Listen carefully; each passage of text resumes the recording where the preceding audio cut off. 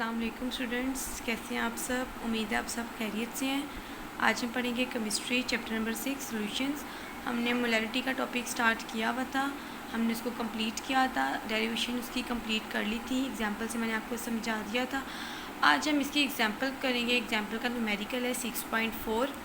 ठीक है, तो आज हम इसको स्टार्ट करते हैं। हमारे पास एग्जाम्पल है 6.4। ठीक है, अब हम पढ़ते हैं इसको। 10 centimetre cube of 0.01 molar potassium permanganate solution has been diluted to 100 centimetre cube, find out the molarity of this solution. तो उन्होंने क्या फाइंड किया हुआ है, मोलैरिटी फाइंड करनी है। पहले हम लोग लिखेंगे गिवन डाटा। गिवन डाटा हमने हेडिंग दी है। गिवन डाटा में हमारे पास क्या है, सेंटीमीटर किसका यूनिट होता है, वॉल्यूम का। इट्स मीन कि ये हमारे पास क्या आ गया, V1। V1 हमारे पास कितना आ गया है, 10 सेंटीमीटर क्यूब। नेक्स्ट हमारे पास क्या आ गई है, मोलर 0.01 मोलर, तो ये हमारे पास क्या आ गया, M1। तो 0.01 मोलर हमारे पास क्या आ गई है, M1। नेक्स्ट हमारे पास क्या है, solution has been diluted to 100 centimetre cube. ये हमारे पास क्या आ गया है, V2। V2 हमारे पास क्या आ गया, 100 सेंटीमीटर क्यूब। नेक्स्ट हमारे पास क्या है, find out the molarity of this solution.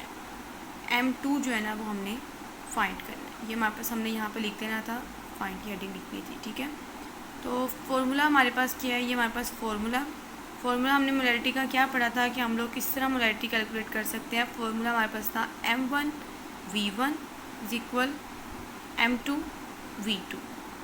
अब हमने वैल्यूज़ पुट करनी है इसमें। ठीक है, यहाँ पे हम हेडिंग देंगे सोल्यूशन की। तो M1 हमारे पास क्या है, पहले हम दोबारा लिख लेते हैं यहाँ पे M1 V1 is equal M2 V2। ये कुछ पॉइंट्स होते हैं जो आप इस तरह लिखेंगे तो आपकी टेम्परेशन जो अच्छी होगी। ठीक है, और यही तरीका होता है न्यूमेरिकल अटैम्प्ट करने का। M1 हमारे पास क्या है, 0.01 मल्टीप्लाई V1 हमारे पास क्या है, 10। M2 हमने फाइंड करना है। V2 हमारे पास क्या है, 100 सेंटीमीटर क्यूब। तो चीज़ हमने फाइंड करनी है वो यहीं पे रहेगी। 100 यहाँ पे मल्टीप्लाई हो रहा है, यहाँ पे आके क्या हो जाएगा, डिवाइड। हम इसको ऐसे लिखते हैं 0.01 मल्टीप्लाई बाय 10 डिवाइडेड बाय 100। 100 यहाँ कैसे है, यहाँ पे मल्टीप्लाई हो रहा था और यहाँ पे आके क्या हो जाएगा, डिवाइड हो जाएगा। 0.01 को जब हम मल्टीप्लाई करते हैं 10 के साथ तो हमारे पास आंसर आता है 0.1। ठीक है, 0.1 को जब हम 100 पे डिवाइड करते हैं तो हमारे पास आंसर आता है 0.001 मोलर। ये हमारे पास आ गई है मोलैरिटी M2। ठीक है, मैंने आपकी बुक पे स्टेप बाय स्टेप कर दिया आपके। ठीक है, ये देखिए ज़रा, इसको अच्छे तरीके से आपने देख लेना। कोई भी अगर आपको इसमें पॉइंट नहीं समझ आया तो आप लाजमी पूछिएगा, या आपके पास क्वेश्चन हुआ है। ठीक है, नेक्स्ट हमारे पास टॉपिक आया था सोलिबिलिटी का। सोलिबिलिटी क्या होता है, सोलिबल। आप लोगों ने सोलिबिलिटी की पहले हम डिफ़ाइन देख लेते हैं। Solubility is defined as the number of grams of solute dissolve in 100 gram of solvent to prepare saturated solution at a particular temperature. हमने क्या तैयार करना है, सैचुरेटेड सोल्यूशन तैयार करना है eight a particular temperature. So saturated solution मैंने आप लोगों को प्रीवियस लेक्चर में पढ़ाया था। सैचुरेटेड सोल्यूशन क्या होता है, A solution containing maximum amount of solute at a given temperature is called saturated solution. For example, हम कहते हैं कि वहाँ पर saturated solution की मैंने डिफाइन यहाँ पे लिखी है। A solution containing maximum amount of solute at a given temperature is called saturated solution. क्या मतलब है इसका, हमने पढ़ा था। अगर हमने सोल्यूशन तैयार करना है ठीक है, हमने इसमें शुगर ऐड की है एज अ सल्यूट। यहाँ पर वाटर है, हमने इसमें शुगर ऐड की है एज अ सल्यूट। हमने कहा था कि जब हम पानी में चीनी मिक्स करते हैं तो एक हमारे पास लिमिट होती है। हमने चीनी मिक्स किया, फॉर एग्जांपल हमने 1 टेबल स्पून इसमें हमने शुगर ऐड की है, वो हमने इसको मिक्स किया और वो मिक्स हो गई है, उसके तमाम पार्टिकल्स जो है ना वो डिज़ोल्व हो गए हैं। लेकिन अगर हम लोग 2 टेबल स्पून ऐड करते हैं तो वो डिज़ोल्व नहीं होगी। ठीक है, हमने कहा सैचुरेटेड सोल्यूशन क्या होते हैं कि ऐसा हम कहते हैं कि सोल्यूशन जिसमें maximum number of solute present हों। अगर सोल्यूट डिज़ोल्व हो जाते हैं उसके बाद एक ऐसा टाइम आता है कि जो सोल्यूट जो है वो डिज़ोल्व नहीं होते, वो क्या करते हैं, क्रिस्टल्स की सूरत में यूँ नीचे बैठना शुरू कर देते हैं। इसकी सिंपल सा एक्सपेरिमेंट अगर आप घर में करें तो आप पानी में चीनी मिक्स करें, एट अ पर्टिकुलर टेम्परेचर, आप रूम टेम्परेचर पे भी मिक्स कर सकते हैं। सिंपल जो है नॉर्मली आप ग्लास में पानी लें और इसको चीनी को आप मिक्स करना शुरू करें। अगर चीनी आपसे मिक्स हो जाती है, ठीक है, इसका मतलब कि सोल्यूट पार्टिकल्स जो हैं वो सारे डिज़ोल्व हो गए हैं। लेकिन अगर फर्दर 1 टीस्पून आप और ऐड कर देती हैं तो वो पार्टिकल्स जो होंगे वो डिज़ोल्व नहीं होंगे। वो क्या होंगे, वो इस तरह जो है ना वो नीचे बैठना शुरू कर देंगे ग्लास में, ठीक है। तो उन्होंने कहा है कि सैचुरेटेड सोल्यूशन क्या होती हैं। ऐसा सोल्यूशन होता है जिसमें maximum number of solute present होते हैं।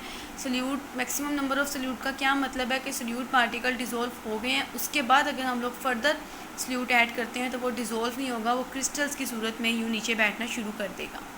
तो यहाँ पे सोलबिलिटी क्या होती है, हमने उन्होंने कहा है कि सैचुरेटेड सोल्यूशन को प्रिपेयर करना है एट अ पर्टिकुलर टेम्परेचर। तो इतना तो आपको समझ आ गई है कि सैचुरेटेड सोल्यूशन को प्रिपेयर करना है eight a particular temperature.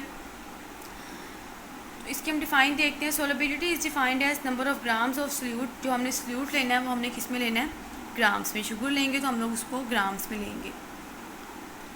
Solute dissolve in 100 gram of a solvent. जो वहाँ पर टोटल सोल्यूशन है वो कितना होगा, 100 ग्राम्स का। सोल्यूट है वो भी हमारे पास ग्राम्स में है और हमारे पास जो सॉल्वेंट है पूरा सोल्यूशन है वो भी किस में हमारे पास, ग्राम्स में है। हमने 100 ग्राम का सोल्यूशन तैयार करना है। सोल्यूट का जो हमने ऐड करना है, सोल्यूट के अमाउंट भी हम किस में लेंगे, ग्राम्स में। और प्रिपेयर हमने क्या करना है, saturated solution at a particular temperature.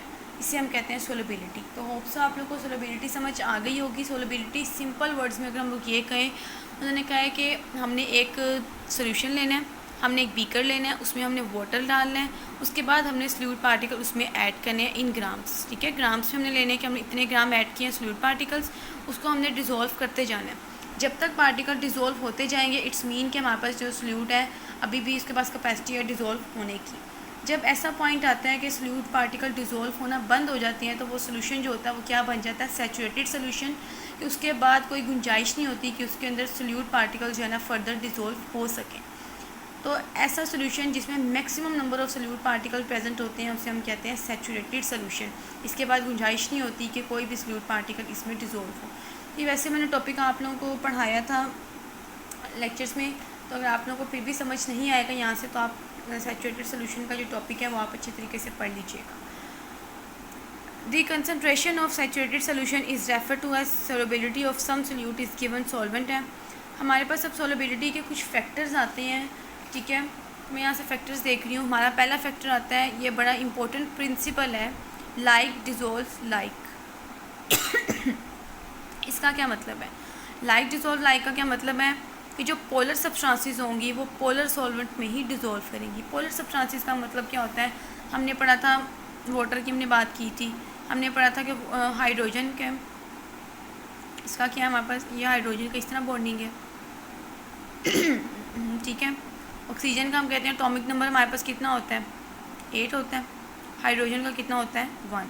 इसका मतलब यहाँ पे चार्जेस कितने हैं हमारे पास, 8 चार्जेस हैं। यहाँ पे कितने हैं, 1 चार्ज है। अब हमने पढ़ा था ना नंबर ऑफ़ प्रोटॉन को हम एटॉमिक नंबर भी कहते हैं। तो देखें हमने पढ़ा था जब कि ऑक्सीजन हाइड्रोजन का हमारे पास ये था कि बॉन्डिंग इस तरह हुई थी वाटर में। हमने कहा था कि जिसके पास ज़्यादा नंबर ऑफ़ चार्जेस होंगे तो वो उसको अपनी तरफ इलेक्ट्रॉन को अट्रैक्ट कर लेगा। हाइड्रोजन में 1 इलेक्ट्रॉन होता है आउटर मोस्ट शेल में, और ऑक्सीजन की हम बात करते हैं तो ऑक्सीजन में कितने होते हैं, 6 होते हैं आउटर मोस्ट शेल में। तो हमने ये पढ़ा था कि अगर 5 या 5 से ज़्यादा हो तो वो गेन करता है इलेक्ट्रॉन, और अगर 4 या 4 से कम हो तो वो लूज़ करता है। अब हाइड्रोजन के आउटर में शेल में कितने हैं, 1 इलेक्ट्रॉन है, तो ये प्रेफर क्या करेगा कि ये लूज़ कर दे, इसको अपना इलेक्ट्रॉन दे दे। तो लूज़ करने की कैपेसिटी भी किस तरह होती है, जिसमें ज़्यादा कैपेसिटी होगी अट्रैक्ट करने की, वो इलेक्ट्रॉन को अट्रैक्ट अपनी तरफ कर लेगा। दोनों ने शेयरिंग की है, हाइड्रोजन के दरमियान और ऑक्सीजन के दरमियान शेयरिंग हुई है। चूँकि जो ऑक्सीजन है उसकी इलेक्ट्रोनेगेटिविटी ज़्यादा है, इसमें नंबर ऑफ़ चार्जेस जो हैं वो हाइड्रोजन के मुकाबले में बहुत ज़्यादा हैं। इस वजह से जो इलेक्ट्रॉन होगा वो ऑक्सीजन अपनी तरफ शेयर कर लेगा, जिसके नतीजे में हाइड्रोजन पर पार्शियल पॉजिटिव और ऑक्सीजन पे पार्शियल नेगेटिव चार्ज आ जाएगा, ठीक है। तो इसके ऊपर ये जो चार्जेस क्रिएट हुए हैं इसको हम कहते हैं पोल्स क्रिएट होना, जिसकी वजह से हम इसको कहते हैं पोलर सब्सटेंस। पोलर सब्सटेंस का क्या मतलब है कि इसके ऊपर पोल्स क्रिएट हो गए हैं। पोल्स क्यों क्रिएट हुए हैं, इलेक्ट्रोनेगेटिविटी की वजह से, जिसमें जितने चार्जेस ज़्यादा होंगे वो उतनी ही तेज़ी से दूसरे को अट्रैक्ट कर लेगा। तो ये आप लोगों को पोलैरिटी का, पोलर और नॉन पोलर का कॉन्सेप्ट आप लोगों को क्लियर है। नेक्स्ट देखिए हमारे पास आता है कि उन्होंने कहा जो पोलर सब्सटेंसेस हैं वो सिर्फ पोलर सॉल्वेंट में ही डिज़ोल्व होंगी। फ़र्ज़ करें कि हमारे पास एक सोल्यूशन है, ये हमारे पास पोलर सोल्यूशन है, ठीक है।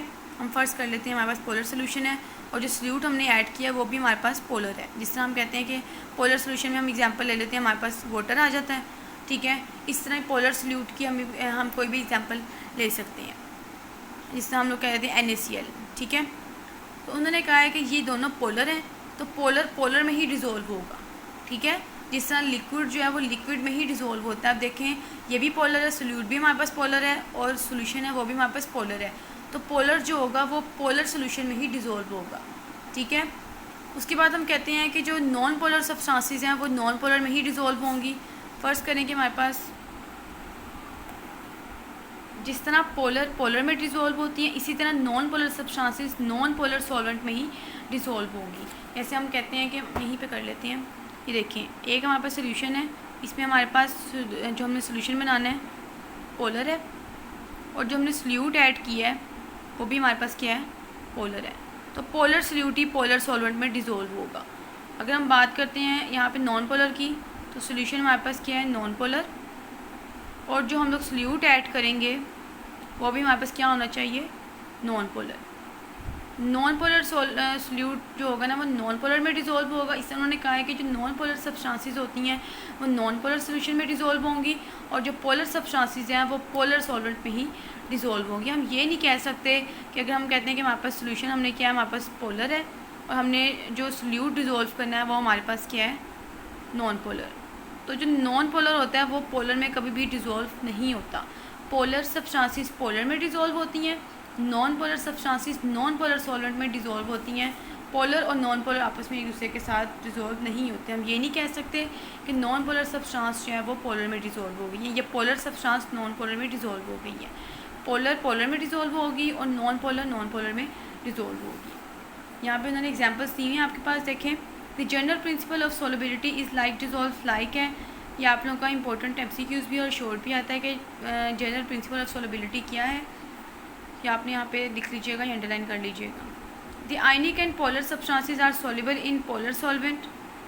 आयनिक solids and polar covalent compounds are soluble in water, ठीक है। उन्होंने बताया हुआ कि जो पोलर है वो पोलर में ही डिसॉल्व होगा। किस तरह उन्होंने एग्जांपल दी है, यहाँ पे पोटाशियम क्लोराइड की दी है, ठीक है, सोडियम कार्बोनेट की एग्जांपल दी है और कॉपर सल्फेट उन्होंने बताया। Copper sulphate, sugar and alcohol are soluble in water. ये तमाम जो है वो लिक्विड है, ये पोलर हैं, ठीक है। पोलर हमारे पास क्यों आती हैं, क्योंकि इसके ऊपर भी चार्जेस होते हैं, पोल्स क्रिएट होते हैं। ये पोलर कंपाउंड्स हैं, तो ये पोलर जब कंपाउंड्स हैं तो ये किस में डिसॉल्व होंगे, पोलर में। और हमारे पास जो वाटर है वो भी हमारे पास पोलर है। जिससे हम हाइड्रोजन की बात करते हैं, हमने बताया अभी यहाँ पे वाटर की बात की है, तो इस तरह इसका स्ट्रक्चर था, ठीक है।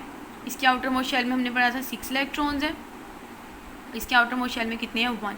चूँकि इसके ज़्यादा चार्जेस हैं, चार्जेस इसमें ज़्यादा होते हैं, तो ये क्या करते हैं, इसको अपनी तरफ अट्रैक्ट कर लेते हैं, ठीक है। मैंने आपको यहाँ पे बताया था कि ऑक्सीजन चूँकि ज़्यादा इलेक्ट्रोनेगेटिव है हाइड्रोजन के मुकाबले में, इसमें जो एटॉमिक नंबर इसका ज़्यादा है, इसमें चार्जेस जो हैं वो ज़्यादा हैं। इलेक्ट्रोनेगेटिविटी ज़्यादा होने की वजह से ये जो शेयर इलेक्ट्रॉन है इसको अपनी तरफ अट्रैक्ट कर लेगा, जिसकी वजह से हम कहते हैं कि हाइड्रोजन के ऊपर जो है ना वो पार्शियल पॉजिटिव और ऑक्सीजन के ऊपर हमारे पास कहते हैं पार्शियल नेगेटिव चार्ज आ गया, इलेक्ट्रॉन अपनी तरफ अट्रैक्ट कर लेता है, ठीक है। तो ये पोल्स क्रिएट हो गए हैं, इसमें चार्जेस आ गए हैं। इट्स मीन कि जो वाटर है हमारे पास पोलर कंपाउंड है। तो जो KCl है हमने बात की है, यहाँ पे पोटाशियम क्लोराइड है, सोडियम कार्बोनेट है और कॉपर सल्फेट, शुगर, अल्कोहल, ये तमाम जो है ना वो हमारे पास हम कहते हैं कि पोलर सब्सटेंसेस हैं जो पोलर में ही हमारे पास डिसॉल्व होंगी। तो होप्स आप लोग को यहाँ तक समझ आ गया होगा। फिर भी अगर आपको कोई पॉइंट नहीं क्लियर तो आप लाजमी पूछिएगा, ठीक है। नेक्स्ट हमारे पास पॉइंट है, non polar substances are not soluble in polar solvent. वही चीज़ें हैं, मैंने आपको बताया कि जो पोलर सब्सटेंसेस होती हैं वो पोलर में डिसॉल्व होती हैं और जो नॉन पोलर होती हैं वो नॉन पोलर सॉल्वेंट में ही डिसॉल्व होती हैं। ये एक दूसरे में डिसॉल्व नहीं हो सकती। हम ये नहीं कह सकते कि पोलर जो है वो नॉन पोलर में डिसॉल्व हुई है या नॉन पोलर है जो वो पोलर में डिसॉल्व हुई है। Non polar covalent compounds are not soluble in the water. Non polar क्यों नहीं होते कोवलेंट कंपाउंड सॉल्युबल में, क्योंकि जो वाटर है हमारे पास वो पोलर है और ये क्या हमारे पास non polar. Such as ether, benzene and petrol are insoluble in water. जो बेंजीन है हमारे पास, बेंजीन जो हमारे पास C6H6 इसका फार्मूला होता है, ये क्या है हमारे पास, नॉन पोलर है। अगर हम लोग वाटर है हमारे पास, वाटर हमारे पास क्या है, पोलर। अगर हम वाटर लेते हैं सोल्यूशन में और इसमें बेंजीन ऐड करते हैं तो ये कभी भी इसमें डिज़ोल्व नहीं होगी, क्योंकि बेंजीन क्या है, नॉन पोलर है, और वाटर क्या है, पोलर है। अगर आपको यहाँ पे क्वेश्चन आ जाता है कि why benzene are not dissolve in water, कि बेंजीन पानी में डिज़ोल्व क्यों नहीं होती, तो इसका सिर्फ आंसर हम इतना सा कह सकते हैं कि जो बेंजीन है वो नॉन पोलर है और वाटर जो है वो पोलर है। ठीक है, तो आपने इसका अगर आंसर आपको आ जाता है कि why benzene are not dissolve in water, या इसकी और भी एग्जांपल्स आप लोगों को यहाँ पे दी हुई हैं। जिस तरह हम कहते हैं ईथर है, why ether are not dissolve in water, या हम ये कह सकते हैं why petrol are not dissolve in water.